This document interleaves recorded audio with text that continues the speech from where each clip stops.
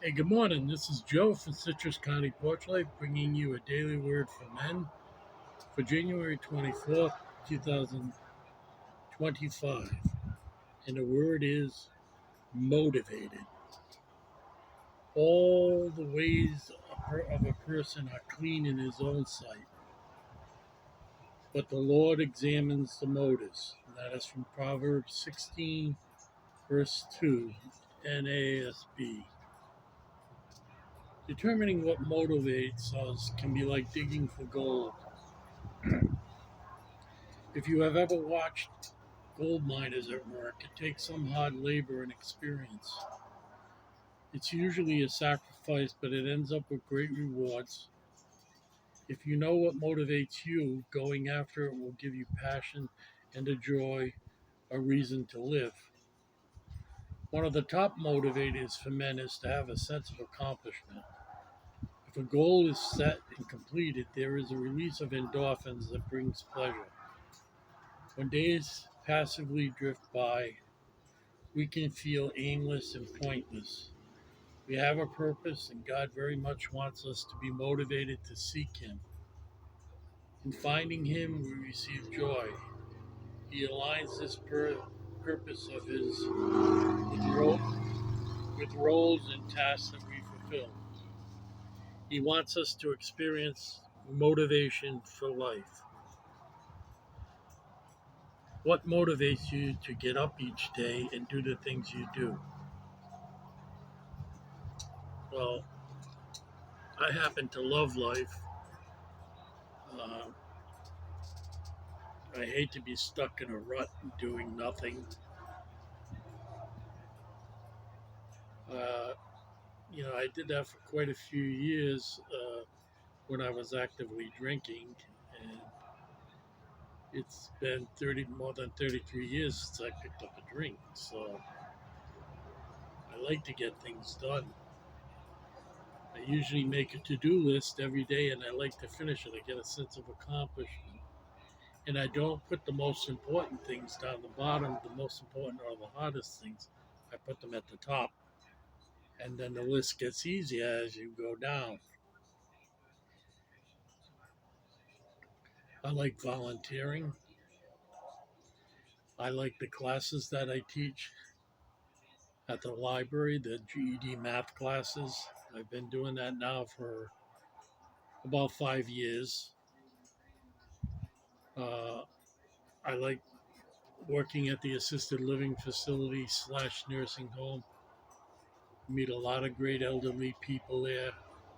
People stuck there, many of them without any kind of visitors or meaningful interaction with people, till a group from the church goes there. I like cooking. I like learning new techniques. Uh, and I like making things for a reasonable amount of money rather than what you have to pay. And particularly, I'm thinking about, buying my own coffee beans, uh, grinding them, making coffee for like 33 cents a cup, as opposed to,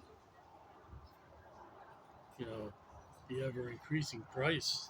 Like Dunkin' Donuts is unbelievable for an extra large coffee.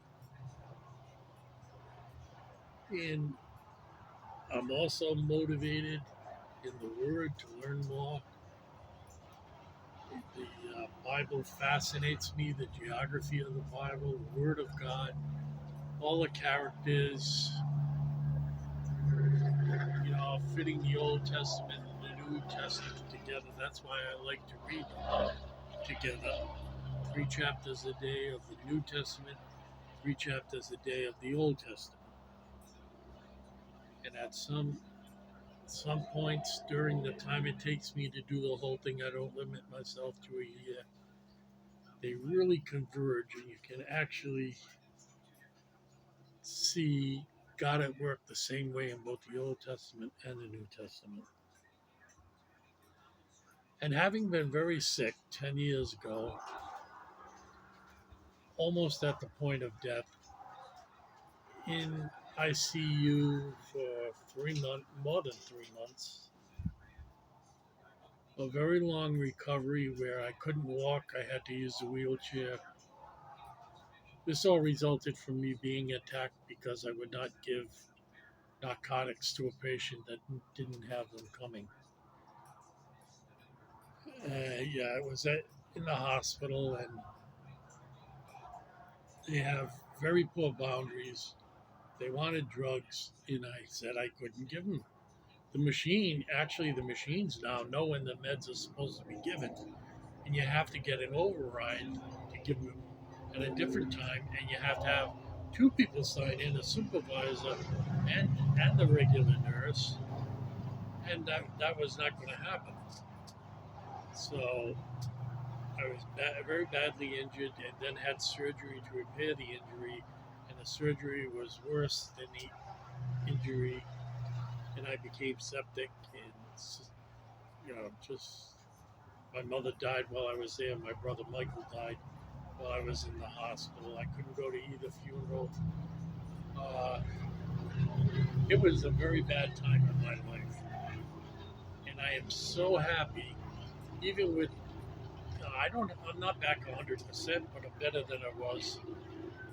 I can walk. I can walk with a cane, and I love to walk around here. And it's not bitter cold, and there's not ice on the roads like it was in Rhode Island, where I had to give it up for the winter because it was just too dangerous. I was unsteady on my feet, and I couldn't do it in Rhode Island, but I can do it here. I just like getting up every day and doing things.